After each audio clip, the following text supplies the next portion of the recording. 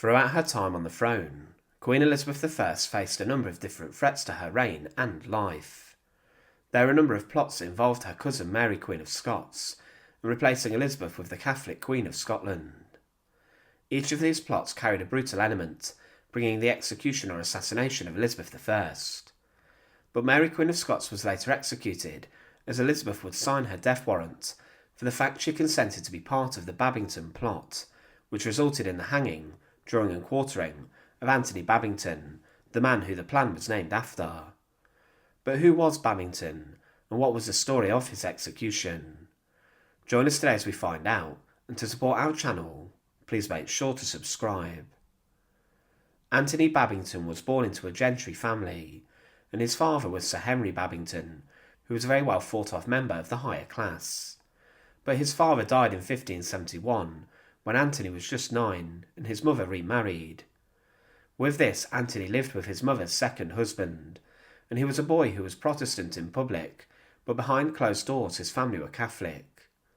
But Babington then became a page boy in the household of the Earl of Shrewsbury's household, and at the time the Earl was a jailer of Mary Queen of Scots, who had been imprisoned by Elizabeth I after the former Queen of Scotland was forced to abdicate, and she left her nation for the safety of England.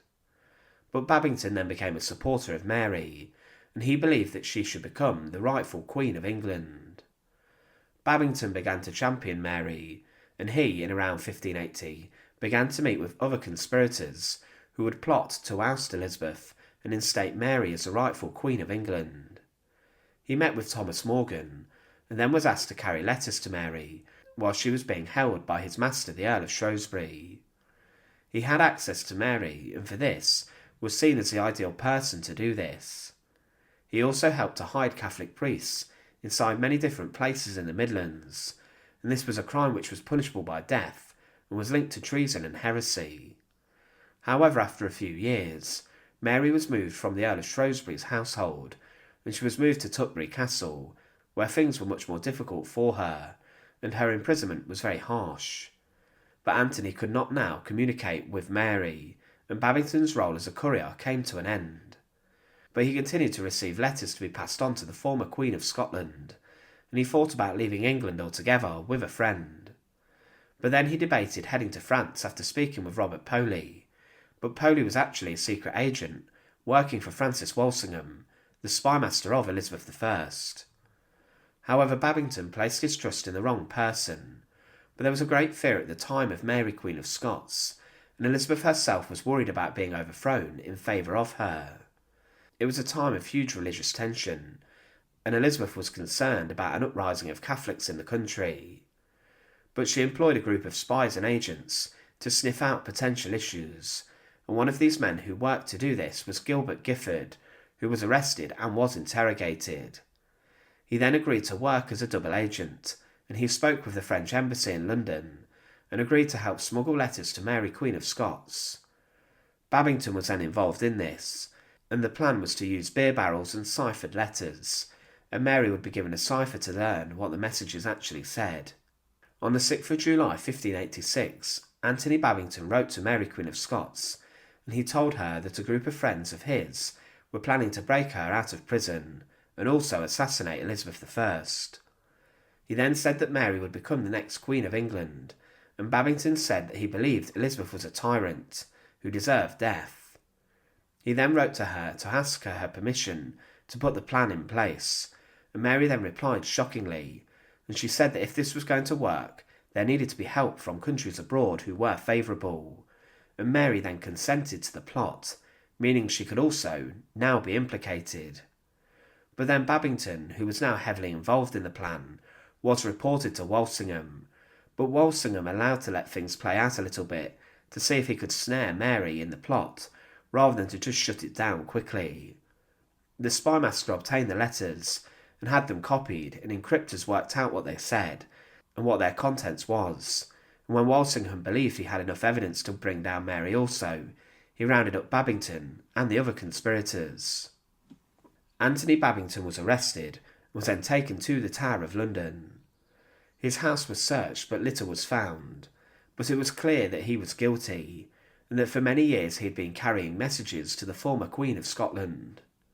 Mary had also implicated herself, and she would later be tried for treason inside of Fotheringhay Castle, and she was guilty. But it's believed that she never thought her execution would come, and she did not think Elizabeth had the mettle to sign her death warrant. And to some extent she was correct, as Elizabeth debated this for a number of years. But the Queen of England would not show any hesitancy towards Babington and the other conspirators. Anthony Babington had been housed with his companions in St John's Wood, but he was caught in the house of the Bellamy family in Harrow. When the news of his arrest reached the government, the city began to ring out bells and make bonfires, and they celebrated that another plan had been foiled that would have resulted in the death of the English Queen. But then Babington inside the Tower of London was not tortured, but he confessed to the fact Mary had written him a letter supporting the plot, and he was then placed on trial. He and 12 of his friends were sentenced to death for treason, and they were ordered to be hanged, drawn and quartered. It was said that regarding the sentence, the horrors of semi-strangulation and of being split open for the heart and intestines to be wrenched out were regarded, like those of being burned to death, as awful, but in the accepted order of things. However, the gallows in St Giles in the Field were then prepared for the mass hanging, drawing and quartering of the plotters. Babington had offered money to be pardoned to the English Queen, but this was refused. But then the first group of executions, including Babington's, took place on the 20th of September 1586. Babington and the other condemned men were taken from their cells in the Tower of London, and they were then strapped to sledges, which were pulled by horses throughout the streets of London. They then got to the specially made scaffold near to Holborn. Babington's final words were, "Spare me, Lord Jesus," and another conspirator on the scaffold blamed Babington for getting him involved. The executions were nasty and brutal, and it was said that the men were hanged only for a short time, cut down while they were still alive, and then castrated and disemboweled before the final elements of their death came around, such as quartering and beheading. The following day the other men were brought to the same scaffold and were given the same death. However, Babington had been quartered, and his remains were then sent to different parts of London to be displayed in front of the city's inhabitants. But Anthony Babington's plot had a bigger impact in history, as on the 8th of February 1587, at the age of 44, Mary Queen of Scots went into the Great Hall of Fotheringhay Castle. She had been sentenced to death for her involvement in the Babington Plot, and the scaffold had been draped in black, ready for her beheading. On the scaffold she met the executioner, and it took 2 swings of the axe to take Mary Queen of Scots' head off.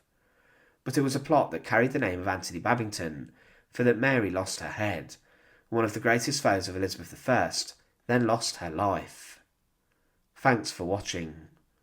To support our channel, please make sure to subscribe, and once again, thank you so much for watching.